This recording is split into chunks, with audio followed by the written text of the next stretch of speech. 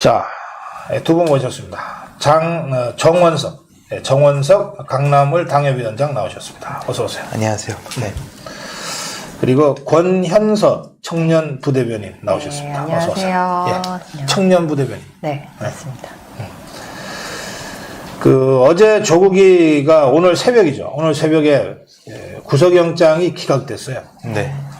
범죄 혐의는 소명되고 죄질은 나쁘나 영장 구속을 할 필요성은 느끼지 못한다. 이게 판사의 판결 같은데 어떻게 보셨습니까? 그러니까 확실히 살아있는 권력을 대상으로 이 조국 하나를 구속시키는 게 이렇게 비상식적으로 어려운 일인가 싶다라는 걸 다시 한번 실감했습니다. 네. 그 법원의 주요 판결 중 하나가 증거인멸의 우려가 없다. 요 논리도 이제 작용을 한 것으로 알고 있는데, 네. 조국은 지금까지의 행보만 보더라도 꾸준히 증거인멸 시도를 진행해 왔습니다. 그 정경심의 행보만 보더라도 그 증권사 직원들을 또 사주해가지고 온갖 증거들을 인멸하려고 시도를 했고, 또 본인이 또 형법소송 관련 교수이다 보니까 이번에 그 소송 관련 건에 대해서도 관할 법원까지도 본인이 다 고려해가지고 찔렀더라고요. 그러니까 이런 상황들을 감안하면 충분히 이분은 외부에서 증거인멸의 우려가 있음에도 불구하고 이런 증거인멸 사유가 없다라는 이유로 기각이 된다라는 거는 여러모로 아쉬운 점이 많습니다. 그래요. 권현서 부대변인? 청년들이 보기에는 좀 어이가 없죠. 죄를 지었으면 벌을 받는 게 당연한 건데 어쨌든 법원에서 기각을 하면서 불구속으로 지금 진행을 하겠다는 거잖아요. 그래도 다행인 거는 법원에서는 이제 증거인멸 우려는 없지만 그래도 어느 정도 죄는 인정이 됐다라고 얘기한 걸 보면 조국이 죄가 있다라는 거는 인정하고 있다는 거거든요. 그래서 저희 같은 청년들이 기대하는 거는 이제 앞으로 조국이 이제 좀 죄에 대해서 인정을 좀 하지 않을까. 너무 큰 기대하는 건가요? 본인이 실제. 네. 그리고 이제 국가 기능의 공정한 행사를 저해한 사정이 있기는 하다라고 이렇게 법원에서 보도자료를 냈더라고요. 네. 그래서 어쨌든 공정하지 않다라는 오명을 쓴 조국인 것 같아요. 이번 사건으로. 네.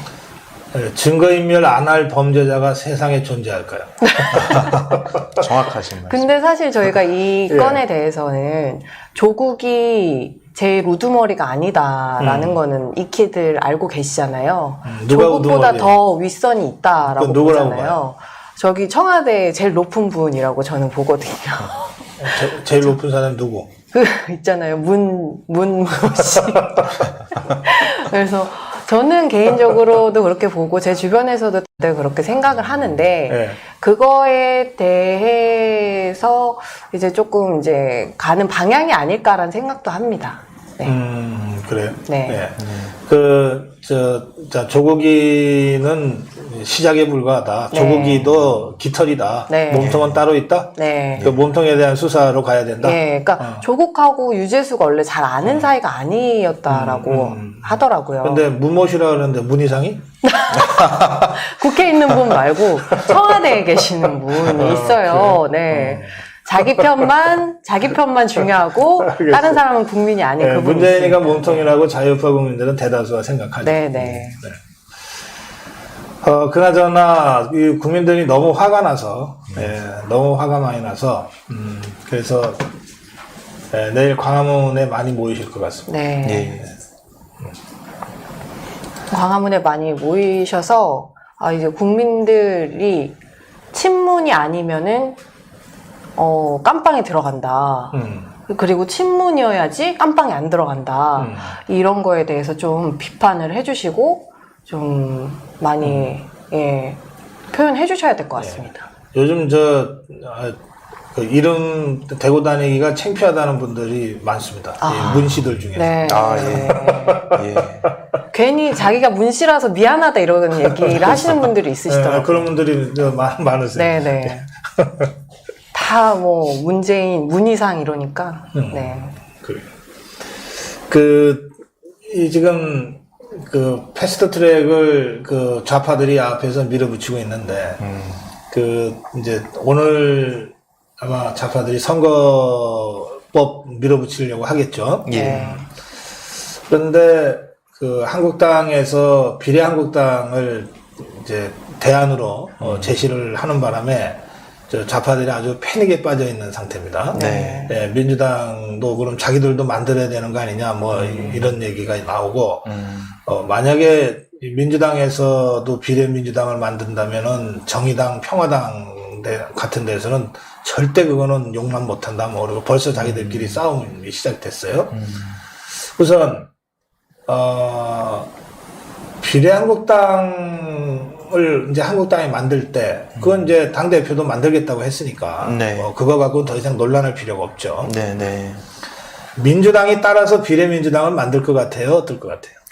현실적으로는 쉽지 않을 것 같습니다. 왜냐하면 명분이 없습니다. 명분. 예, 선거법 개정을 하는 과정에 있어서 이 민주당이 주장했던 거는 이제 국민의 비례성을 강화하는 차원에서 민주주의의 다원성을 담보할 수 있는 여러 정당들이 더 민주적으로 선출되었으면 좋겠다. 이게 이제 핵심 명분이었고 정의당과 공조를 했었는데 여기서 만약에 꼬마 민주당을 만들어 버리면 결국은 이거는 정의당 입장에서는 배신 행위가 됩니다. 그리고 지금 현재 제가 볼 때는 지금 패스트트랙에서 선거법보다 중요한 거는 공수처법입니다. 지금 조국 영장 기각만 되는 것만 보더라도 이게 나중에 공수처법이 들어섰을 때는 더 어마무지하게 그 편향된 관점에서 이제 수사가 진행이 될 거란 말이죠. 그럼 민주당 입장에서는 원래 공수처를 통과시키기 위한 미끼로 정의당과 기타 위성정당들에게 이 선거법을 선물로 주려고 했었는데 한국당이 이 꼼수에 대한 묘수로서 이제 비례한국당을 얘기를 해버리니까 이제 여기서 셈법이 다 어그러져 버리는 거죠.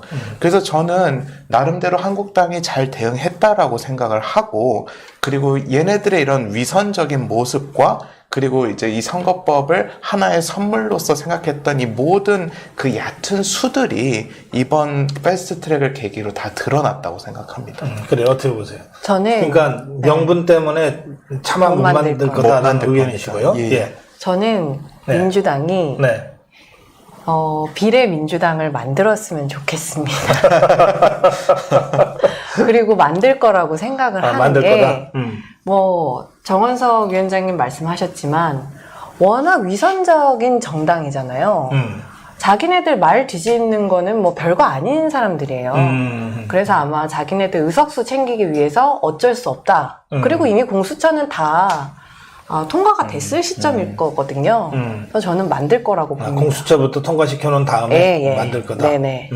그러니까 정의당이나 평화당 네. 또 손학규 세력 그 세력들도 이 잔머리들은 있으니까 그렇죠. 공수처 통과시키고 난 다음에 만들지 않겠냐. 네. 그러니까 의심하지 않겠어요. 그렇죠. 그러면 비례민주당 안 만든다고 그 각서라도 써라. 그러지 않겠습니까? 거기에 목숨 건 자들인데. 그러니까 앞으로 사흘이 중요한 것 같습니다. 그러니까 지금 말씀하신 것처럼 얘네들은 분명히 비례민주당을 만들고 싶어 해요. 네. 그런데 문제는 뭐냐? 지금 정의당이랑 뭐 민주평화당 그리고 대한신당인가요? 그런 이제 호남 중심의 정당들까지 포함을 하면 얘네들도 바보가 아니거든요. 네. 자기네들이 공수처법을 통과시키기 위한 들러리로 전락할 수 있다라는 셈법은 이미 충분히 할 수 있는 정도의 수준의 사람들이 그 위성정당의 대표직을 다 꿰차고 있거든요.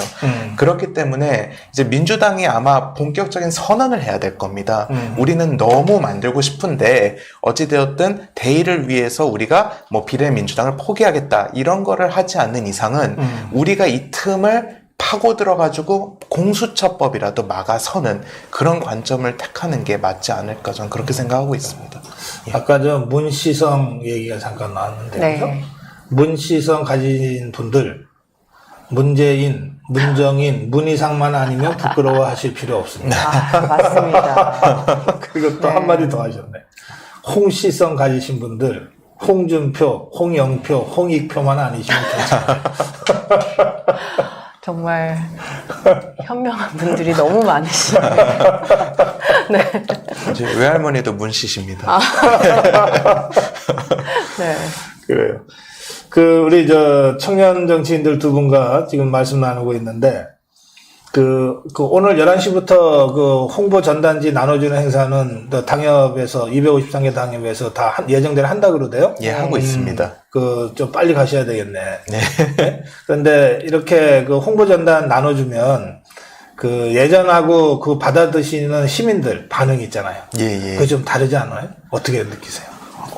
연배에 따라서 좀 다르십니다. 네. 아무래도 이제 우리나라의 그런 어떤 정책 대전환이 필요하다고 생각하시는 우파 시민들이라던가 아니면 이제 문재인 정권에 대해서 회의를 느끼시는 분들은 이제 옛날에는 배척하는 모습이 되게 강했지만 지금은 좀 우호적으로 나서는 분들이 있는데 여전히 이제 소위 말해 대깨문이라고 하죠.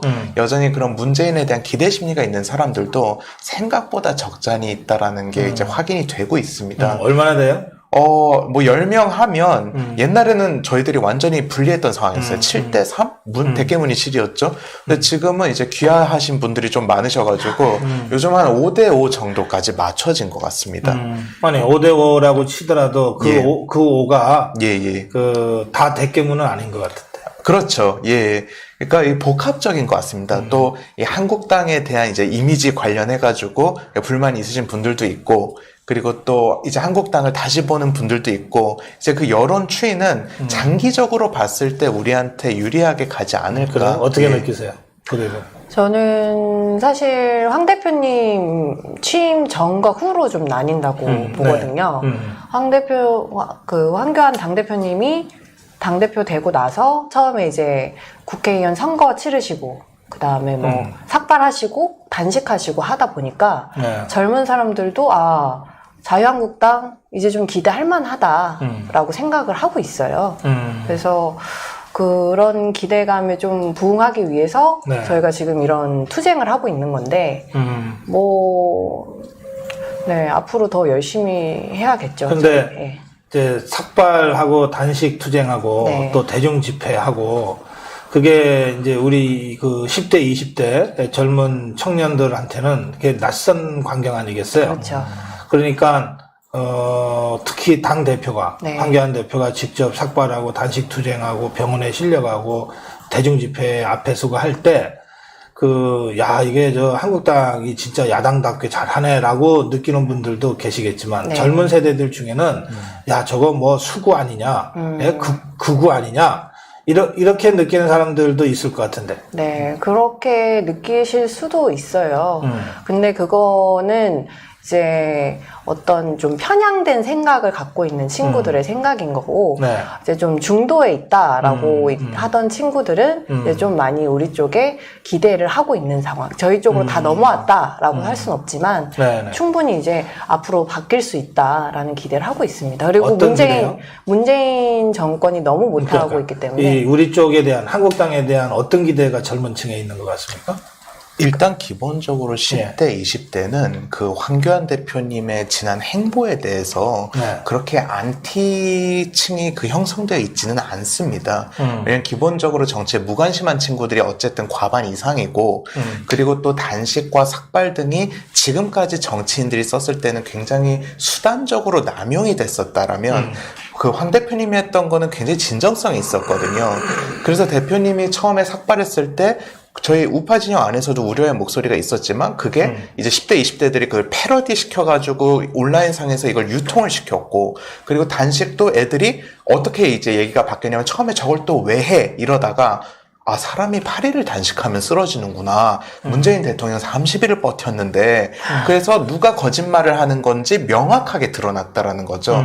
그래서 제가 20대 애들이랑 얘기해보면, 형, 제가 볼 때는 황교안 이후에 단식하는 사람들 되게 힘들 것 같아요. 왜냐면 정석으로 하지 않는 이상은 꼼수를 쓸 수 없고. 예, 꼼수를 쓸 수가 없으니까. 이건 수염만 잘한다고 단식하는 게 아니잖아요. 문재인이 30일을 단식했어요? 옛날에 과거에 과거에 27일인가 예. 세월호 관련해가지고 단식한 적이 있습니다. 그럼 사람이 아니네. 네. 그래서 대통령 됐나봐요.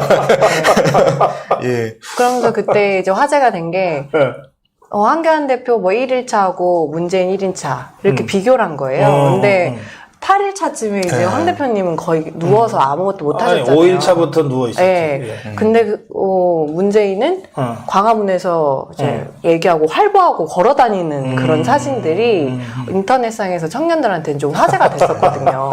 그래서 뭘 먹었길래 저렇게 쌩쌩한 거냐 이런 얘기들이 있었죠. 그래서 문재인 디톡스라고 얘기 많이 합니다. 그 네. 디톡스는 또 뭐야? 예, 독소 배출하는 네, 차원에서 아무것도 안 먹은 예. 건강을 위해서. 건강을 위해서 문재인은 건강단식 한다. 예, 그렇죠. 예. 그러니까 건강단식 할 때는 저 영양에 꼭 필요한 거는 그 잘 먹어요. 네. 예, 건강을 위해서 하는 거기 때문에 네. 먹으면서 단식하는 거예요. 예, 맞습니다. 그러니까 문재인은 그런 거 한 거다 이런 말씀이에요. 예. 저 아까 젊은 청년들이고 아주 그렇게 볼 수 있겠네. 네. 그 아까 이제 10대, 20대들이 뭘 기대하느냐라고 하셨는데, 제가 봤을 때는 이제 과거 좌파에 기대했던 것들 있잖아요. 뭐, 정의로울 것이다. 깨끗할 것이다. 공정할 것이다. 이런 것들이 이제 그 좌파들한테 실망을 하고, 저희한테 그런 걸 기대를 하는 거죠. 아, 황교안 대표는 솔직하고, 가감 없이 우리가 다가갈 수 있고, 좀 의지할 수 있지 않을까. 이런 생각을 하는 것 같습니다. 네. 여기 정원석 위원장한테 조언이 하나 올라와 있어요. 네. 발성법을 좀 배우세요. 혀를 굴리지 말고 네. 아랫배에 힘을 주고 복식호흡법을 좀 배워서 하세요. 그래야 이 정치인의 그 말에 그 진정성과 무게가 생깁니다. 아, 네. 감사합니다.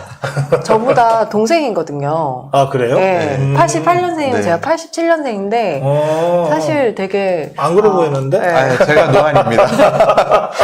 그래서 되게 대단하다고 생각하는데도, 예. 이렇게 고성국 TV 시청자분들이 보시기에는 이제 조금 이제 더 나아지면 좋을 부분이 있나 봅니다. 네. 네. 박결 대표가 7일 단식하고 이제 이제 거의 정신을 잃어서 병원에 갔는데 박결 대표 얘기가 그래요. 단식을 하니까 수염이 안 자라. 영양분이 없 수염이 안 자라. 그 정도로 이게 심각한 영향을 주는 건데. 근데 뭐 20 며칠을 하고 광화문에 활보를 해요? 네. 말이 안 되죠. 예. 그렇죠. 네. 자, 알겠어요. 지금 이제 자유파 국민들이 걱정하는 것 중에 하나가 이 좌파 정권의 그 현금 살포성 복지. 그러니까 그야말로 좌파 퍼플리즘이죠. 예. 예, 뭐 돈을 막 갖다 그냥 뿌리니까. 예. 예, 정말 이게 뭐 1,000원짜리로 바꿔서 다발로 뿌리는 그 장면 같은 거를 연상을 해도 될 것 같아요. 예. 이게 정책으로 발표되니까 실감이 잘 안 나는데 예. 청년들한테 뭐 무슨 얼마씩 준다, 70만 원씩 준다 그랬나? 뭐 노인 복지 뭐 10만 원씩 올려주고 뭐 이장 통장들한테 10만 원씩 수당 올려주고 이게 1,000원짜리로 막 다발 뿌린다고 생각해 보세요. 이제 그런 건데. 이것에 또 넘어가는 사람들이 있다는 거예요. 어떻게 느끼십니까? 주위에 청년들은 이런데 약합니까? 많이 약하죠. 많이 약해요? 예. 현금을 주면 많이 약하죠. 그래요? 저 개인적으로도 지금 이제 애가 둘이니까 아동수당 뭐 해서 돈을 받는 게 있거든요. 그거 한 달에 통장에 30만 원 정도가 꽂혀요. 애가 둘이라는 게 무슨 말이에요? 애가 애 둘을 키우고 있어요. 아, 그래요? 예. 아, 결혼하셨구나. 네. 그래서 애기 엄마인 줄 몰랐어요. 네. 아직 좀 살이 덜 빠진 상태. 그래요? 네, 애가 이제 8개월이 돼가지고, 네. 애가? 그래요. 그래서 둘을 키워서. 그 30만 원이 꽂히고, 그러면. 애 둘에 대해서? 예. 15만 원씩?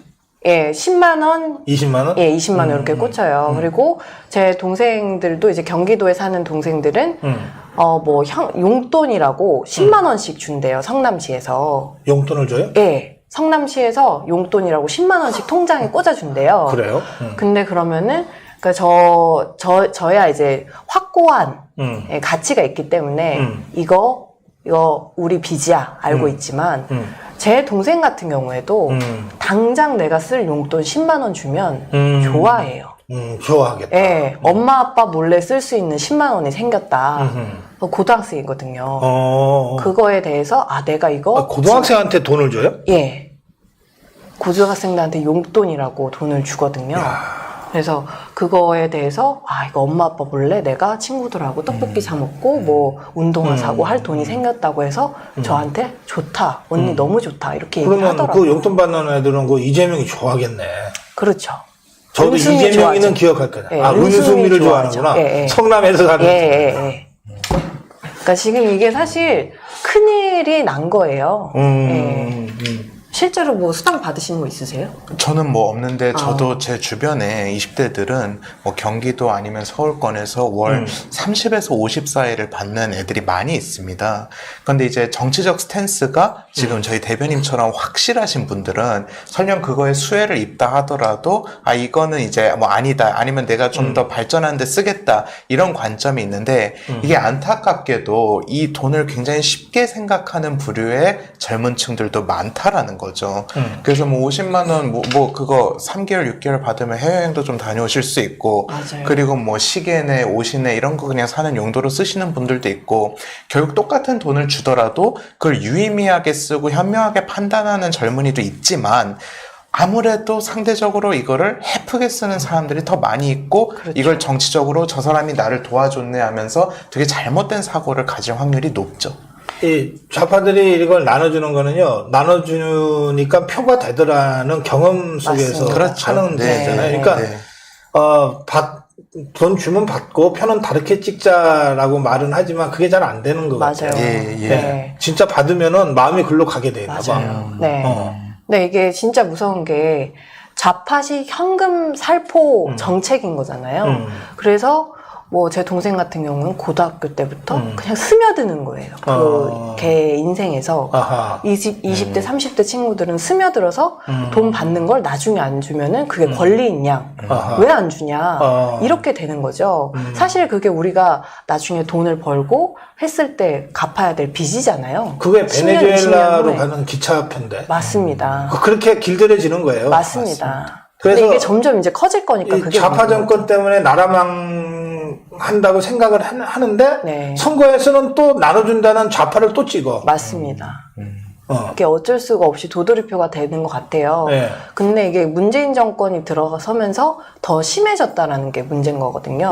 그러니까 지금 현금복지 수혜를 받고 있는 가구가 45%래요. 2019년에. 아하. 근데 2014년부터 2017년 사이에는 한 34에서 36% 왔다 갔다 했는데 10%가 늘은 예, 거예요. 10%가 는 거예요. 아하. 그러니까 국민의 절반 이상이 현금 수혜를 받는데 예. 이거에 대한 효과가 음. 어떤 거냐. 네. 근데 그 돈은 주지만 음. 최근에 24일에도 성탄절 전야에도 예. 대구에서 일가족이 다 자살을 하셔가지고 그래요. 돌아가셨다. 그 생활고 때문에. 예. 그래서 이제 그 집에 가보니까 뭐 고지서 뭐 이런 것들 다 쌓여 있고 가계부에는 다 빚만 있었다라는 기사를 봤는데 이게 과연 우리나라 전체가 잘 사는 정책이냐에 대해서는 우리 청년들이 깊이 고민하고 이렇게 젊은 당협위원장님 같은 분들이 좀 선두로 나서서 이거는 우리가 경계해야 하는 것이다 라고 좀 운동을 해야 되지 않을까 싶습니다. 그 어떻게 대처하는 게 필요할까요? 한국 땅에서? 저는 개인적으로 살포를 하더라도 그 살포했을 때 효과를 명확하게 볼 수 있는 그런 계층이라던가 수혜자 집단을 명확하게 규정하는 게 중요하다고 보고 있습니다. 그래서 뭐 예를 들어 정말 그 아까 대구에서 자살하신 그 일가족분들 아니면 정말 그 생계가 곤란해가지고 끼니를 걸어 나왔던 뭐 학생들 아니면 뭐 고아들 이런 사람들한테 현금 따발을 어느 정도 지원해 주는 거는 국민 정서에도 어느 정도 부합이 하고 그게 또 우파 정신이랑도 좀 맞다고 생각을 하거든요. 약자를 보호해주고 보듬어줘서 이 친구가 자유우파의 한 시민으로서 자립심을 기를 수 있게끔까지는 도와주는 거. 저게 우파의 정신이라고 보는데 지금 좌파 정권의 근본적인 문제는 뭐냐면 그걸 대량으로 뿌리고 있다라는 거죠. 그래서 저 같은 경우면 이런 현금 살포에서 이제 어떤 사람들이 복지 혜택을 잘못 받고 있고 어떻게 돈을 이렇게 남용해서 쓰고 있는지에 대한 케이스들 있잖아요.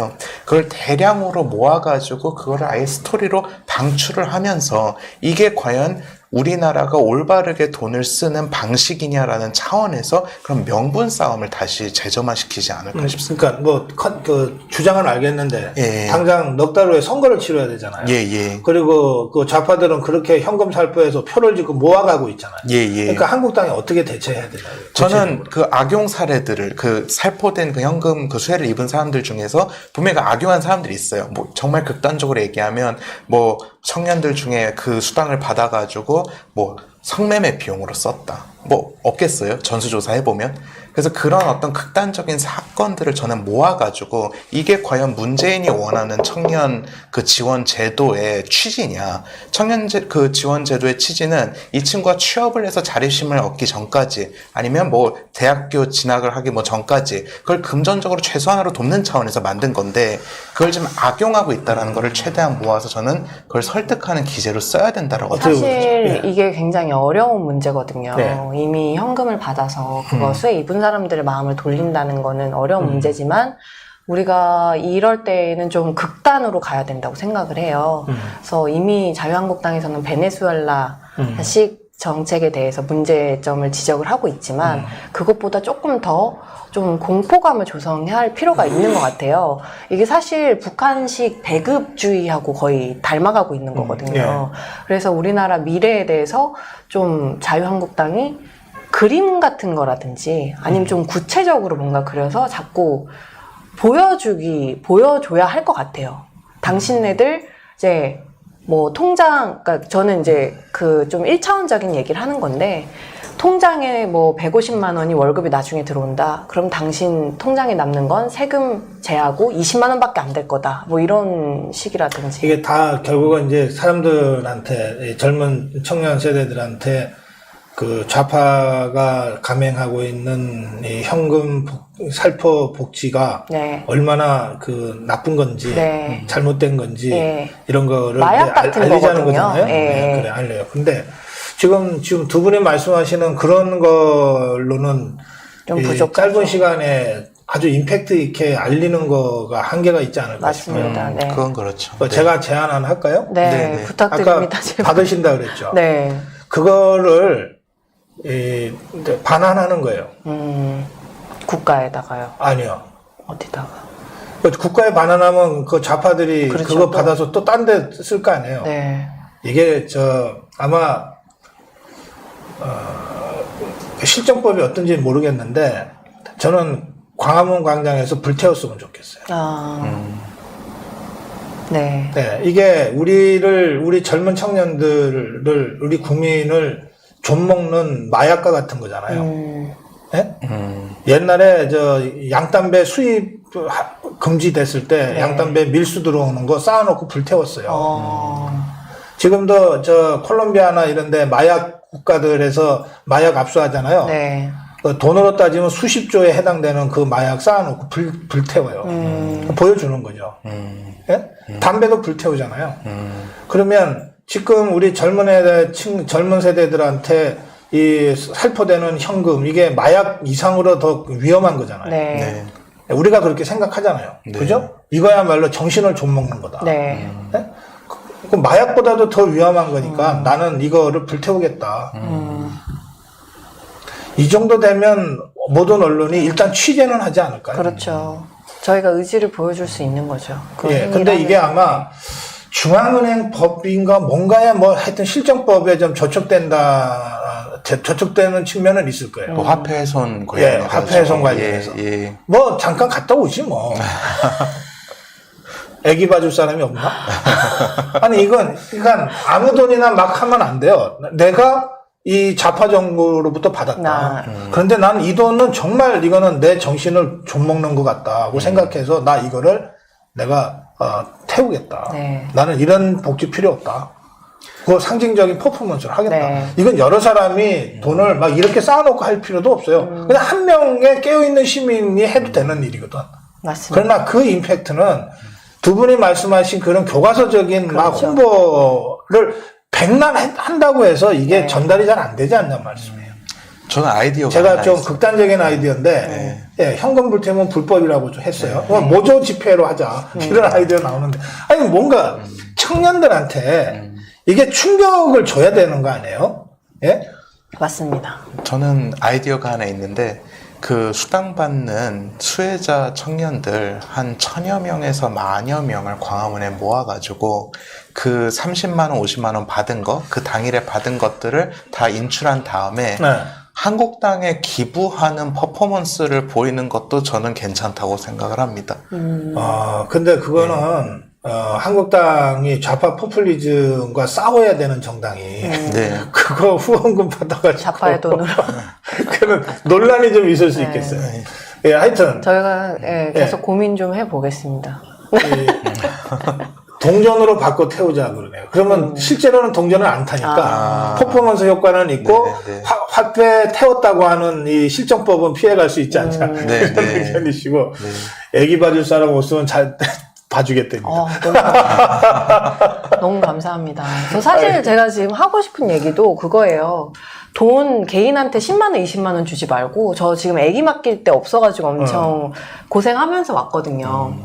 이런 어린이집 많이 만들고 이런 시스템을 인프라 이런 것들을 많이 확충을 해줘야지 그냥 개인한테 10만 원, 20만 원은 그거 없어지는 돈이거든요. 그래요. 네, 그런 얘기를 오늘 꼭 하고 싶었습니다. 네. 알겠습니다. 네. 제가 아이디어 문득 떠오른 아이디어지만 이게 실정법에 그 위배되는 것이라서 말씀 자체가 제가 조심스러웠는데 네. 예. 어쨌든 뭔가 이 청년들한테 이거는 아니다라고 하는 것을 알려줄 수 있는 아주 좀 적극적인 임팩트 있는 충격적인 그런 접근 방식에 대한 고민은 앞으로도 좀 더 할 필요가 있겠습니다. 제가 박사님 말씀하신 거를 좀 한번 기획을 해보고요. 잘못되면 박사님이 책임을 져주시는 걸로 네. 그렇게 하겠습니다. 그렇게 하죠. 제가 책임질게요. 아니 애를 엄마 없는 애로 만들 수는 없지. 네. 여기 아주 재밌는 문자가 올라와 있네요. 네. 고성국 씨, 당신같이 막말하니까 보수가 단체로 욕 들어먹는 겁니다. 아이고. 예, 제가 막말했나요? 아니죠. 편견을 좀 갖고 계시네요. 네. 돈을 불태우는 건 너무 극단적인 방법이고 상징적으로 돈을 카피에 태우는 퍼포먼스는 어떨까요? 네. 저요, 이 좌파의 현금 살포 복지가 가져오는 위험. 예, 베네수엘라를 보시면 알아요. 세계 4위 산유국이 지금 가장 못 사는 나라로 전락했습니다. 예, 인플레이션이 1000%가 넘습니다. 저건 나라가 아니에요. 저렇게 전락할 위험이 있기 때문에 저는 현금 살포성 이 퍼퓰리즘은 마약, 술, 담배, 매춘 다 합친 것보다도 100배 이상 해롭다고 생각합니다. 그런데 여러분, 마약 퇴치하고 이 폭력 퇴치하는데 우리가 사용하는 방법을 생각해 보십시오. 돈 태우는 게 그렇게 극단적이라고요? 전 전혀 그렇게 생각하지 않습니다. 그게 젊은 청년들의 정신을, 젊은 청년들의 좌파 포퓰리즘에 매몰되어 가고 물들어가는 젊은 청년들의 정신을 일깨울 수만 있다면 돈 태우다가 실정법 위반으로 감옥 가는 거 감수하겠습니다. 그 정도로 이게 위험한 겁니다. 위험한 거예요. 그래서 누군가가 경정을 울려야 돼요. 맞습니다.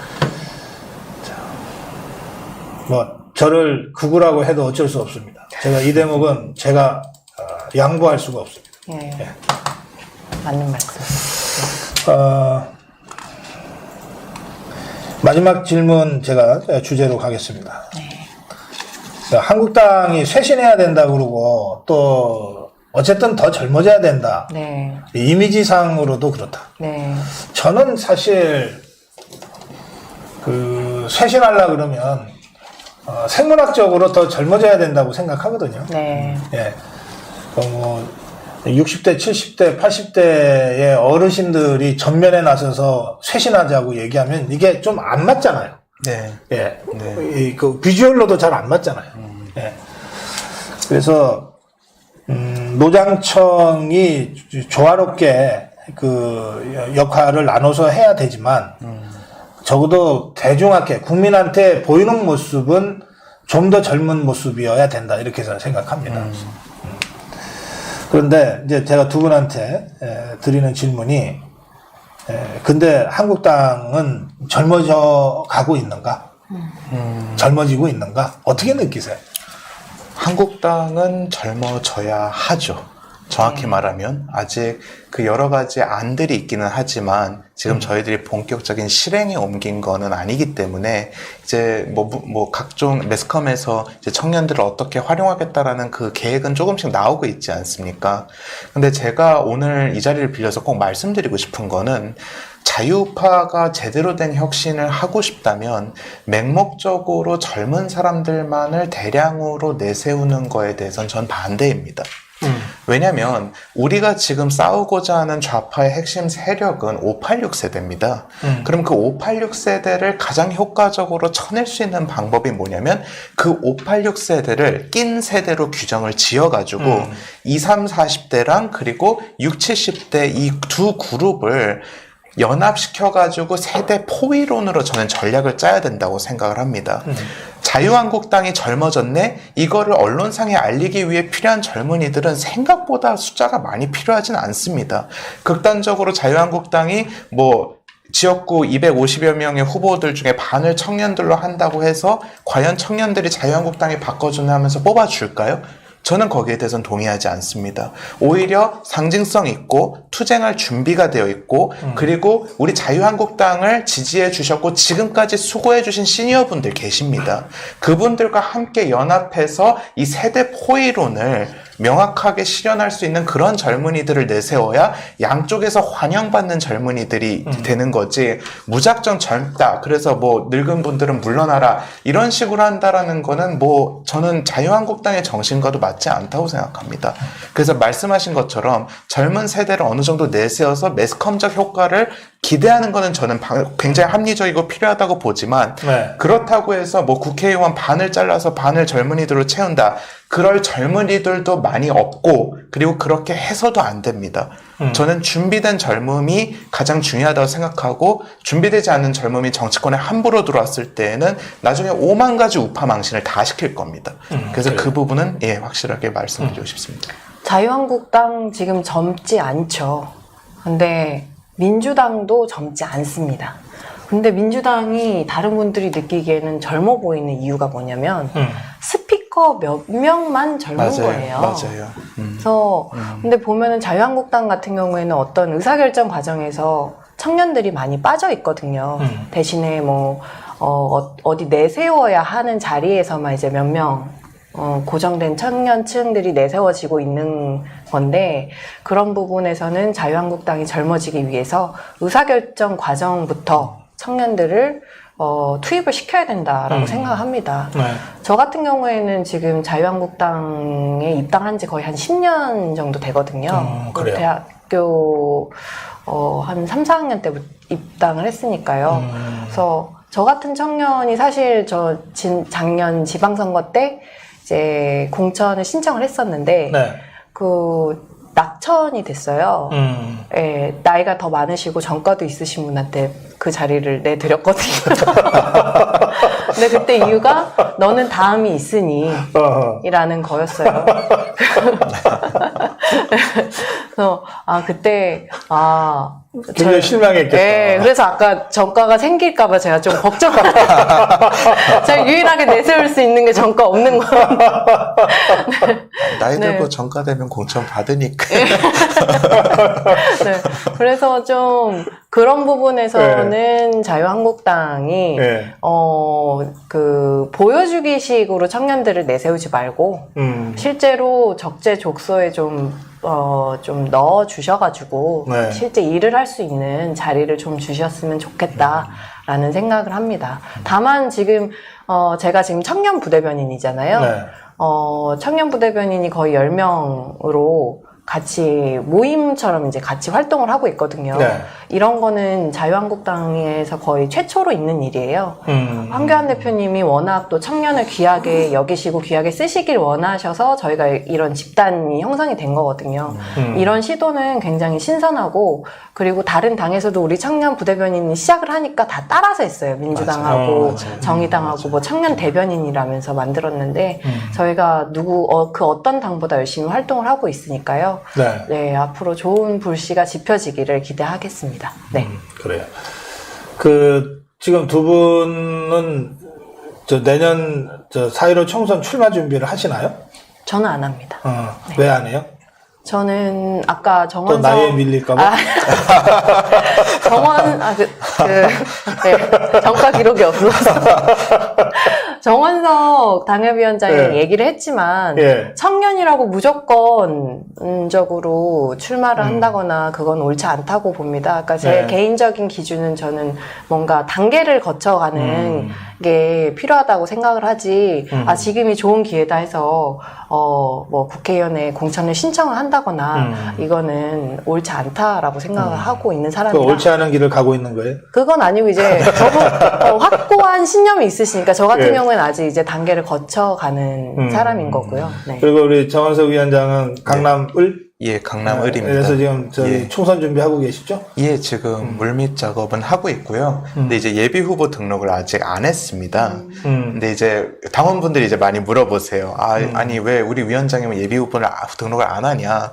근데 제가 이제 전체 문자를 돌렸습니다.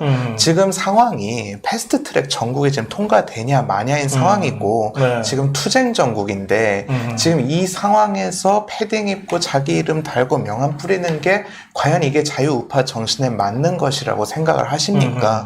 적어도 패트 국면이 끝나고 네. 이 문재인 정권에 대한 명확한 심판 기준과 그리고 저의 투쟁 이념이 어느 정도 완성이 됐을 때 그때 저는 예비 후보로 이제 등록을 할 거고 그리고 강남을은 지금까지 그렇게 관리를 해왔기 때문에 저는 저희 당원들 때문에라도 지금 당장 못합니다. 왜냐면 지금 이 순간에도 나가 계신 당원들이 한두 명이 아니세요. 근데 그런 분들은 지금 이 영하 날씨에 막 패딩에 두세 겹 입어가지고 싸우고 있는데 지금 저 혼자 살겠다고 예비후보 등록해서 지역 안에서 명함 뿌리고 앉아있다? 저는 그렇게 정치할 사람들은 정치하면 안 된다고 생각합니다. 앞으로 우파가 필요한 정치는 희생의 정치 그리고 투쟁의 정치입니다. 저는 그것을 준비해 나갈 것입니다. 그래요. 출마를 준비하는 사람 입장에서는 뭐 매일매일이 정말 전쟁터 같겠지만 또 당 활동을 하면서 출마는 직접 안 하는 이제 우리 부대변인 권현서 부대변인은 상대적으로 좀 전국 전반을 볼 수 있는 여유가 좀 있잖아요. 네. 그죠? 예. 내년 총선 어떻게 전망하세요? 내년 부대변인. 총선이요? 예. 지금 좀 고민을 했어요. 속으로 솔직히 말해야 하나. 솔직히 얘기해야죠. 네. 예. 어렵지 않을까 싶습니다. 네. 그래요. 예. 그럼 한국당 몇 석, 민주당 몇 석? 제가 그것까지는 네. 그러면 네. 일당이 될까요? 못 될까요? 한국당이. 돼야 합니다. 네. 어떻게 전망하세요? 저는 지금 대변인님 말씀처럼 현 상황에서 당장 내일 선거를 치른다면 그렇게 유리한 싸움은 아니라고 생각은 하고요. 네. 그러나 저는 이제 4월 달까지 이런 시간적인 텀과 그리고 여러 가지 변수들을 감안을 하면 저희들은 충분히 원내 일당이 될 수 있다고 생각을 하고 있습니다. 네. 다만 이제 저는 욕심이 있다면 우리 당이 압도적으로 이겼으면 좋겠어요. 압도적으로 이겨서 저들이 온갖 불장난을 쳤던 공수처법, 선거법, 그리고 그 남용했던 그 국회 선진화법, 이 모든 것들에 대한 주도권을 다 뺏어가지고 문재인 대통령을 완전히 개망신을 주는 걸로 이번 총선 전략에 모든 거를 걸어야 된다고 생각을 합니다. 저는 거기에 하나 더 추가하고 싶은 게 문재인 탄핵까지도 지금 가야 되는 상황이거든요. 사실은 네. 선거 계획 정황이 속속 나오고 있기 때문에 네. 그래서 내년에 사실 압도적으로 이겨서 탄핵을 갔으면 좋겠는 게 개인적인 염원입니다. 아, 그래요. 네. 네. 네, 저는 이제 올해 초부터 한국당이 155석, 민주당 120석 이렇게 예측했거든요. 올해 초에 2월 달입니다. 네. 그리고 10월 달에는 미세 조정해서 한국당 160, 민주당 110으로 예측했는데 이게 이제 뭐 이 두 분은 직접 이제 정치권에서 정당에서 정당 활동을 하는 분들이고 저는 평론하는 사람이니까 좀 읽는 방법이 다를 수밖에 없죠. 그러니까 제가 평론할 때는 아주 디테일하게 예측할 수는 없지만, 그러니까 뭐 조국이가 장관으로 갔다가 청문회에서 이런 일이 있고 그래서 낙마하고 난 다음에 이런 엄청난 이 비리로 수사를 받게 되고 감옥을 가니 못 가니 이렇게는 예측할 수가 없어요. 네, 네. 그거는 이제 정말 저 멍석 깔고 부채 들고 있어야죠. 그런 걸 예측하려면. 뭐 10월에는 관제수가 있단다 뭐 이런 식으로. 그러니까 그렇게는 예측하는 게 아니에요.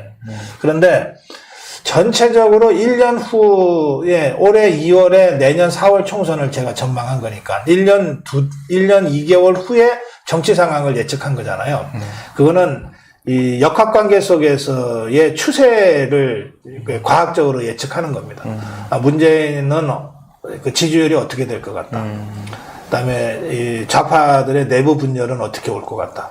그런데 자유파는 그 당시에는 황교안 대표가 정치권에 들어오기 전입니다. 네. 예. 전당대회가 열린다, 안 열린다 할 그 무렵이에요. 그때 한국당이 맞으면 최하 바닥을 치고 있을 때 예측을 한 거거든요. 그럴 때 한국당은 어떤 과정을 거쳐서 총선까지 다시 재기할 것 같다. 자유우파 진영. 그 당시에는 우리가, 그 10월 혁명이라고 부르는 대규모 집회는 상상도 못할 때였습니다. 그렇죠. 예. 예, 그런데 어쨌든 자유파 국민들이 그 2년 반 동안 투쟁해왔던 그 열기가 선거를 향해 가면서 어떻게 더 결집될 것 같다. 예. 되게 이렇게 예측하는 거거든요. 예, 예. 그렇게 예측해서 예.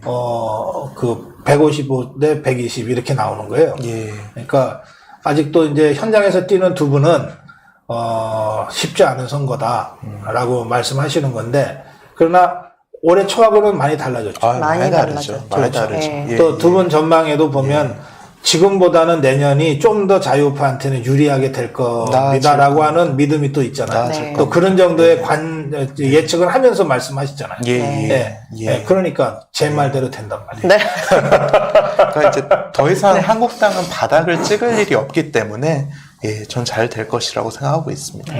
그래요. 예. 짧게 마무리 말씀 듣겠습니다. 우리 정원석 위원장부터.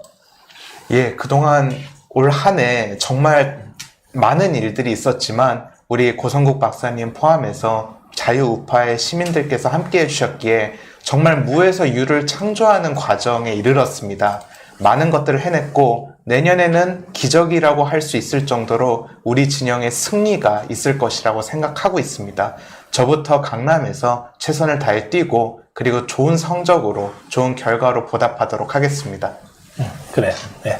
네, 안녕하세요. 자유한국당 청년 부대변인 권현서입니다.